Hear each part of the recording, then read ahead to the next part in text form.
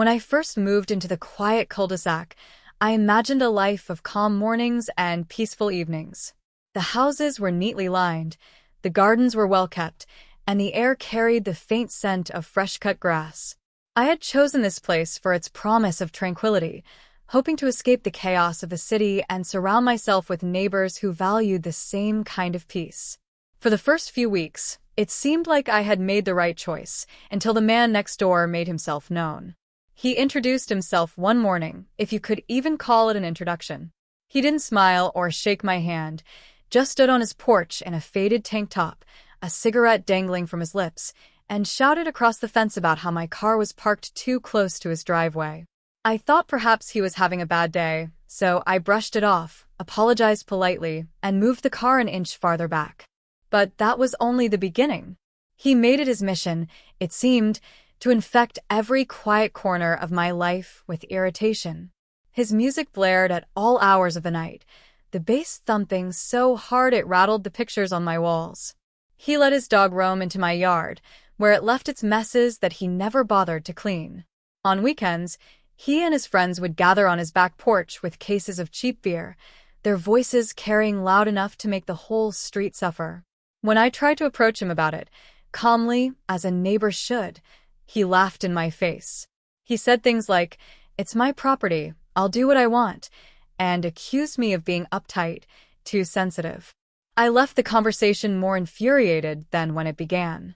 Complaints to the Homeowners Association fell on deaf ears, as they said noise complaints were hard to enforce. The police came once, but after a polite conversation with him, they shrugged it off, leaving me to deal with it alone. Weeks dragged into months, and I found myself dreading coming home. My sanctuary had become a battleground where I fought for scraps of quiet. I lay awake many nights, not just from the noise, but from the growing desire to get back at him. I wanted him to feel the unease, the frustration, the exhaustion he had so easily thrust upon me.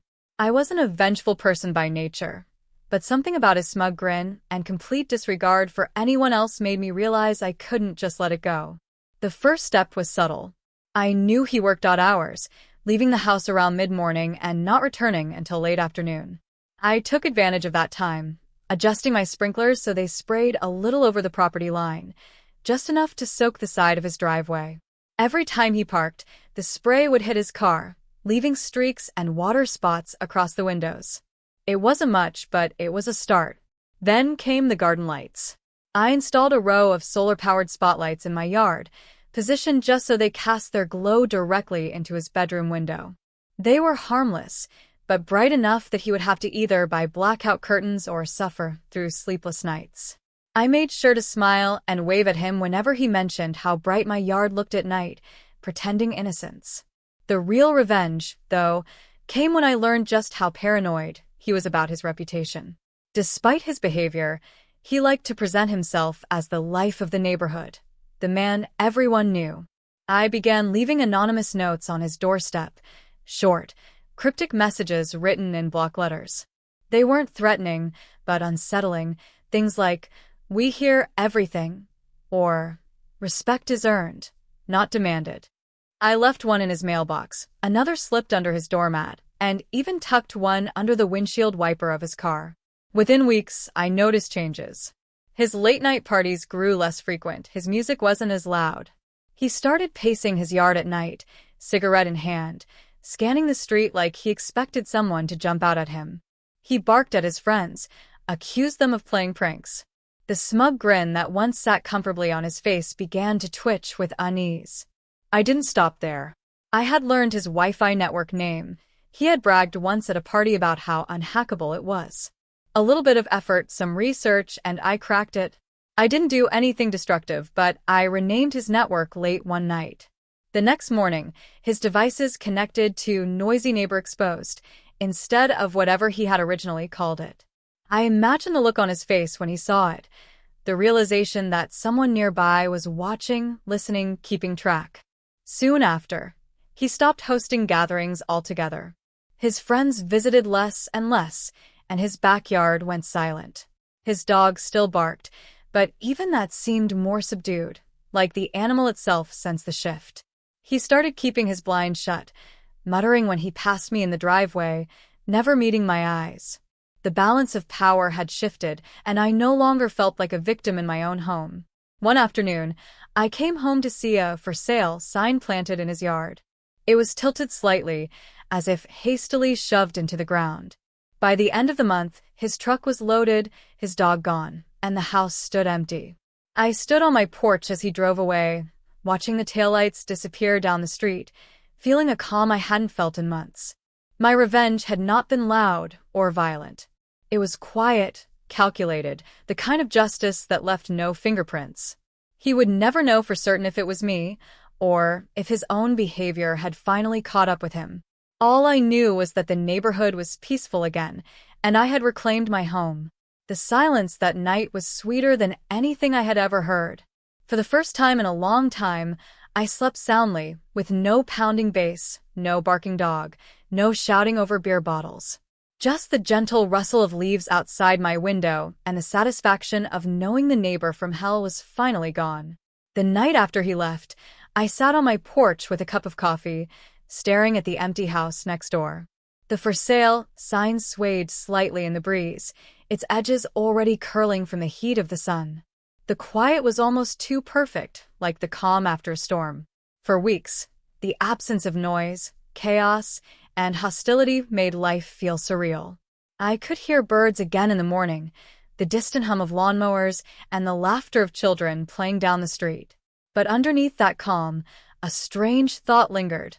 I had beaten him. I had won. That victory, however, left me with something I didn't expect: the hunger for it again. Revenge, I discovered, wasn't just about balancing the scales. It was about control. It was about turning the powerless into the powerful. And in that discovery, I couldn't help but replay everything that had happened. I remembered his face the night he yelled at me about the sprinklers, red with rage, veins bulging in his neck. He thought he had caught me, but I just tilted my head and said, "Funny, it's never sprayed that way before." Watching his anger twist into confusion gave me a rush I couldn't shake. I remembered the way his music had stopped abruptly after I changed his Wi-Fi name, how the silence that followed wasn't just quiet, it was submission. And the cryptic notes, oh, those were my favorite. Every time I slipped one under his doormat, my pulse raced, imagining him unfolding it, his hands trembling, wondering if someone was watching him through the blinds. In truth, I was. Some nights, when the lights in his house were on, I'd sit in the darkness of my living room and watch. His silhouette pacing back and forth, blinds snapping shut, curtains drawn tight. I wasn't threatening him, not directly, but I had made him cage himself. He lived in fear of shadows, while I lived in satisfaction. When the moving truck pulled away that final morning, I half expected him to look at me, to glare one last time, to spit some bitter remark. But he didn't. He drove off without even glancing in my direction. And somehow that disappointed me. I wanted him to know it was me. I wanted him to feel the weight of my victory, to carry it with him wherever he went. In the weeks that followed, I found myself drawn to the house even in its emptiness. I walked past it in the evenings, noticing the way the paint peeled on the shutters, how the backyard was already overgrown. I wondered who would move in next. Would they be quiet? Friendly? Or would they test me the way he had? I almost hoped for the latter. It was a dangerous thought, but the truth was clear. I wasn't the same person who had moved here seeking peace. One night, I dreamed of him returning. The sound of bass thumped through the walls again. The barking dog tore up the lawn, his voice carried over the fence. But this time, I didn't feel dread. I felt excitement. I dreamed of new tricks, darker ones. Not just sprinklers and Wi-Fi, but things that would dig deeper under his skin. Things that would make him unravel completely. When I woke, my heart was racing. The house next door was still empty, the street still quiet. But the dream clung to me like a whisper, a reminder of the person I had become. It made me wonder if maybe the neighbor from hell hadn't been him at all.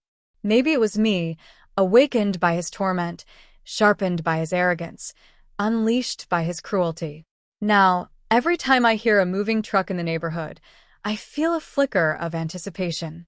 I peer through the blinds, watching who comes and who goes. I tell myself I just want good neighbors, peaceful neighbors. But deep down, I know the truth. Part of me is waiting for someone else to cross me, to disrespect the peace I've carved out. Because this time, I won't hesitate. This time, I won't stop until they're broken.